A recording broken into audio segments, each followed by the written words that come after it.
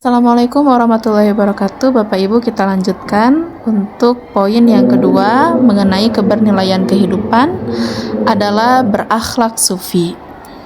Sebagaimana dalam video sebelumnya sudah dijelaskan bahwa modernisasi ini jangan sampai hilang kebernilaiannya, jangan sampai hilang nilai-nilai adab, akhlak-akhlak yang baik. Karena apa? Karena tentu akan merubah orientasi seseorang.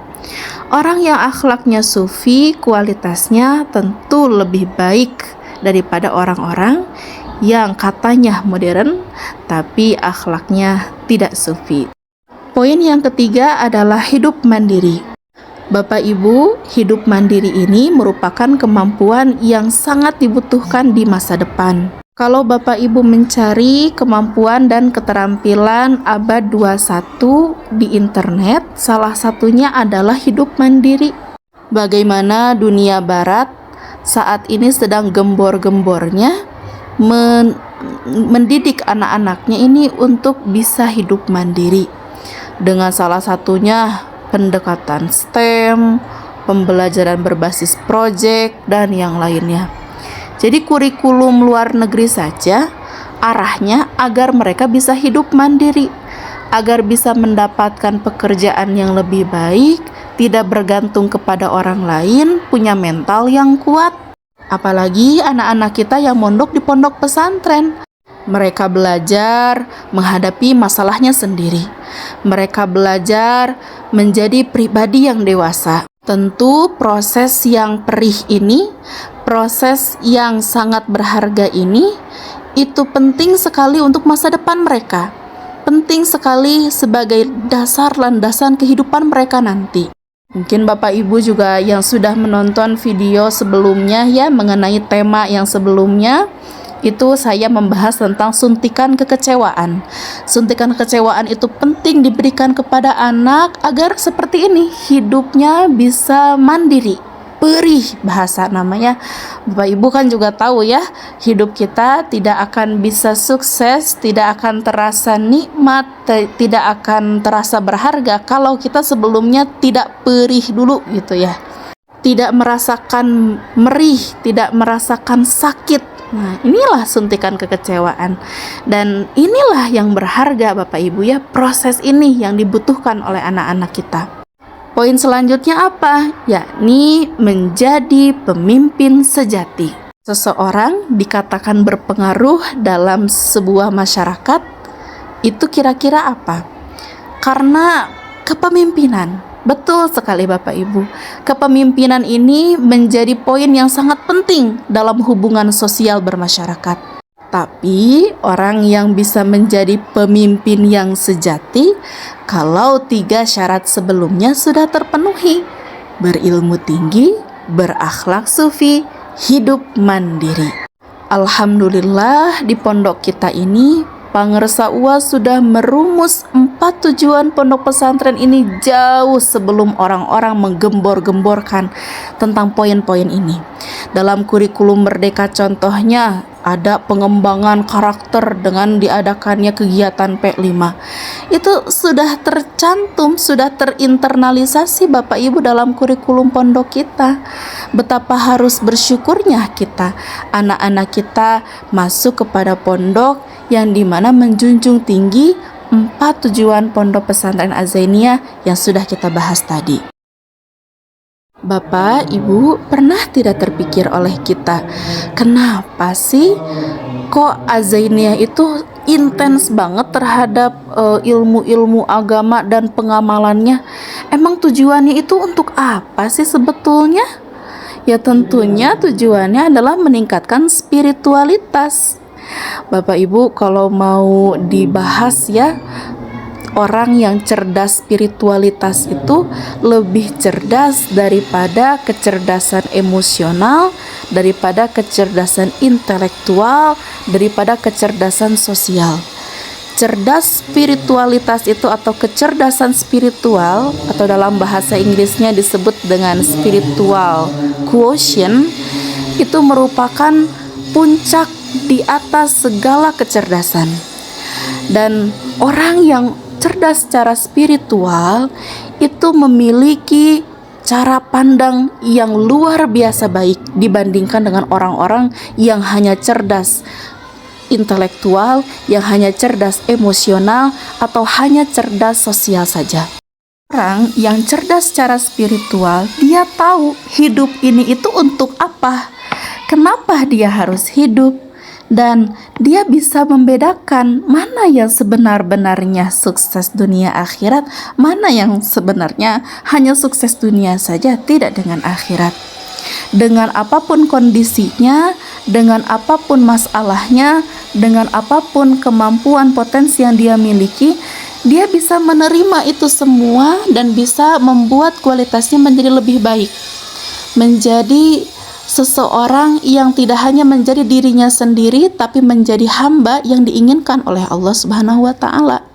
Dalam salah satu penelitian yang dilakukan oleh David R. Hawkins, dikatakan orang-orang itu dibagi menjadi beberapa kelompok. Ada orang yang termasuk kepada survival paradigm. Survival paradigm ini berarti orang-orang yang hidup dengan paradigma survive. Paradigma yang penting hidup, yang penting ada. Ya, karena survive dia itu bertahan gitu ya. Yang penting dia bisa bertahan hidup. Silakan bisa Bapak Ibu baca level-levelnya yang termasuk kepada survival paradigm.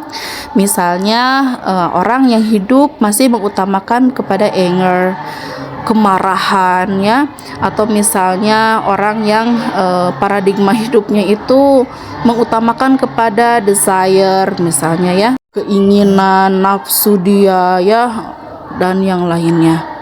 Kemudian ada lagi yang termasuk kepada kelompok reason and integrity. Orang-orang yang hidup karena ada alasan. Orang-orang yang hidup dengan penerimaan, acceptance, willingness, neutrality, courage ya, courage itu keberanian. Nah, coba Bapak Ibu sambil lihat di sini dari mulai energetic longnya ya. Bagaimana si energinya ini ternyata meningkat ketika seseorang itu merubah level paradigma kehidupannya.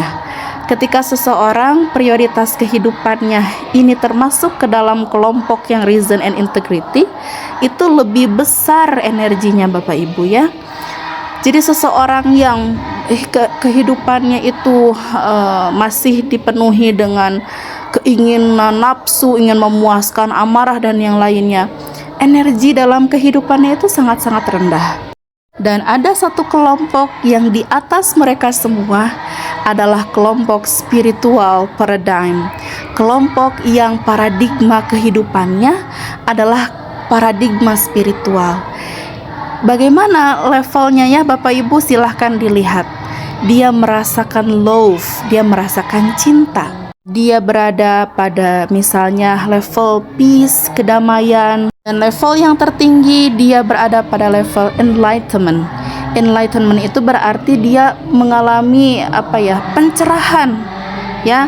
Bahkan dia bisa memberikan pandangan tentang Tuhan. God view-nya itu adalah self, dirinya sendiri ya, bahwa Tuhan itu bersama dengan kita.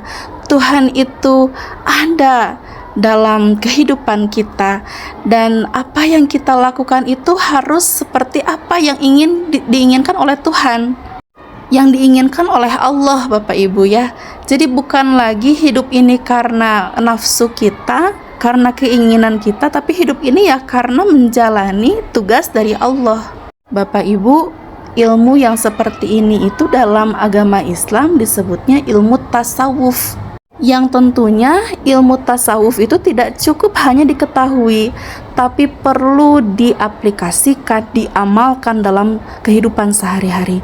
Dan alhamdulillahnya di Az-Zainiyah ini merupakan pondok pesantren dengan pengamalan tasawuf yang bertarikat. Oke Bapak Ibu, yuk kita lihat di sisi kiri. Spiritual paradigm ini adalah orang-orang yang menjadi manusia pilihan, atau dalam Islam kita sebut dengan ulul albab. Orang-orang yang diberikan hidayah dan diberikan arahan oleh Allah Subhanahu wa taala secara terus-menerus. Ketika dia salah, dia langsung belajar, dia taubat, dia belajar, dia cari evaluasi menjadi lebih baik lagi. Walaupun mungkin tidak terjadi kesalahannya pada dia, tapi dia bisa melihat di lingkungan dia bisa belajar dari lingkungan dia. Juga Bapak Ibu bisa kita simpulkan bahwa semakin tinggi tingkat kesadaran manusia, maka semakin spiritual cara pandang kehidupannya.